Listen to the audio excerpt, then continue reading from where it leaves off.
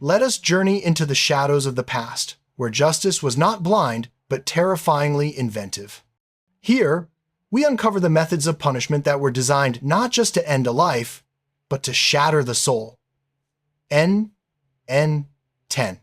The Rat Dungeon, and in the depths of medieval London, beneath the imposing tower, lay a cell that inspired a unique and paralyzing fear.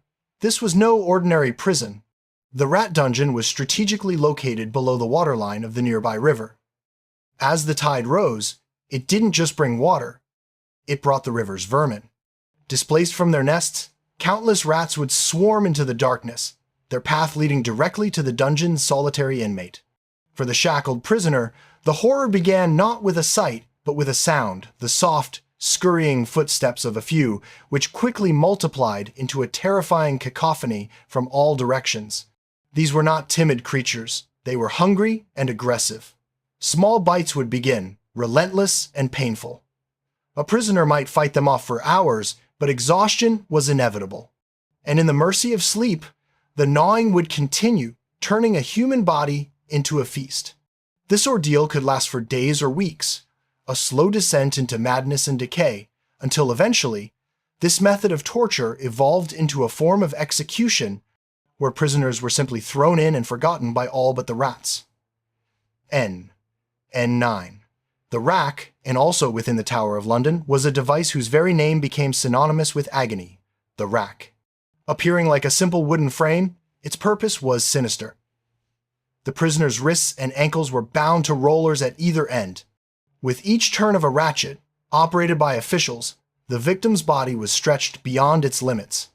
The goal was confession, but under such duress, joints would dislocate and limbs would be rendered useless. The truth often became secondary to ending the pain, with victims confessing to anything their tormentors wished to hear.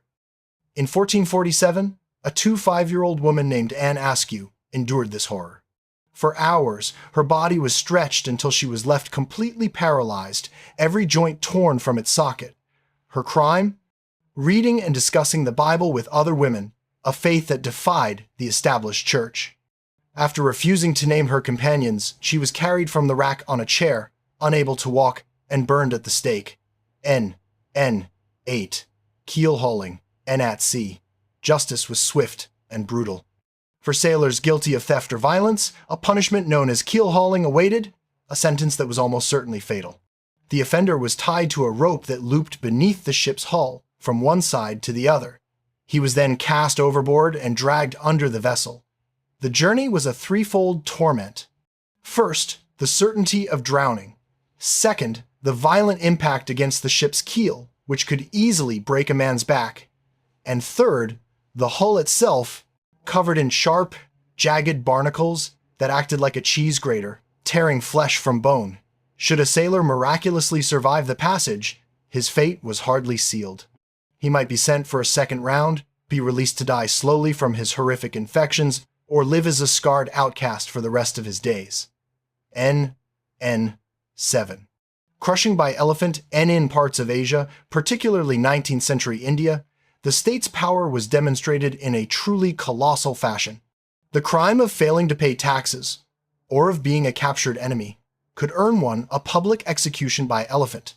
These spectacles were orchestrated to showcase the ruler's absolute control, even over nature's giants. There were several methods. The swiftest, and perhaps most merciful, involved the criminal's head being placed on a block and crushed instantly by the elephant's foot.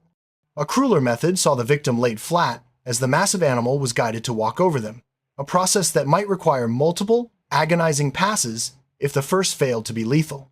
But the most theatrical and sadistic form involved a highly trained elephant slowly crushing the victim limb by limb, prolonging the agony for the entertainment of rulers like the fourth Mughal emperor, who once ordered countless executions simply to cure his boredom. N. 6. Impalement. And perhaps one of the most gruesome fates imaginable, impalement was a punishment reserved for highway robbers, grave thieves, and rebels. The victim was laid face down, and a long, sharpened wooden stake, greased for the occasion, was driven into their body with a mallet. The stake was advanced until it exited through the shoulder, head, or mouth. The dying or dead victim was then erected alongside a public road, a grotesque monument to the law, and left for a day before being removed. In a variation designed for prolonged suffering, the stake would be inserted only deep enough to hold the person in place, often with a seated crosspiece to prevent them from sliding further down and dying quickly. They would be left to suffer for hours or even days, pleading with passers-by for a mercy that would never come. N5. Poenaculae, in ancient Rome, devised a punishment of singular, nightmarish creativity for those who committed patricide. Poenaculae, the penalty of the sack. The convicted murderer was sealed inside a thick leather sack. But they were not alone. To complete the horrific tableau, a dog, a rooster, a viper, and a monkey were sealed in with them. The sack, containing the terrified man and the frantic, panicked animals, was then sewn shut and cast into the sea. The victim's final moments were spent in darkness, amidst the claws, beaks, and fangs of their fellow prisoners, before being consumed by the water. It was a punishment designed to be as psychologically terrifying as it was physically lethal. N4, rat torture. The rat appears again, this time as a more direct instrument of torture. During the Dutch Revolt, a leader named Diederik Sonoy employed a horrific method. A clay bowl containing a rat was placed open side down on a prisoner's bare stomach, chest, or face. The outside of the bowl was then heated with a torch. As the heat intensified, the frantic rat's only escape was to burrow, digging and chewing its way through the victim's flesh and organs in a desperate attempt to flee the heat. A far more insidious version was used in the 20th century under the Chilean dictator Augusto Pinochet. A tube containing a rat was placed into the prisoner's rectum. The animal would then burrow its way into the victim's intestines, causing unimaginable internal agony while interrogators demanded answers. N3. Gibbeting. Gibbeting was a punishment that extended long after death. Used for pirates, murderers, and traitors, it involved placing the condemned in a tight, human-shaped steel cage and hanging it from a public place, like a harbor or a crossroads. The victim was left to die of thirst and exposure, often begging for water from horrified onlookers below. But death was not the end.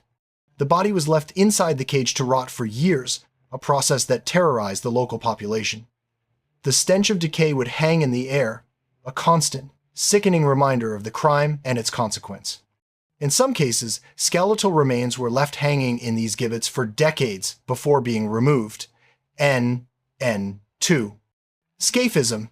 The ancient Persian Empire perfected a method of execution that is almost unparalleled in its slow, deliberate cruelty. Scaphism, also known as the boats. The victim was placed in a narrow boat or hollowed-out log with only their head, hands, and feet protruding. They were then force-fed a mixture of milk and honey until they developed severe diarrhea. More honey was slathered over their exposed flesh. They were then set adrift in a stagnant lake or pond, exposed to the relentless sun.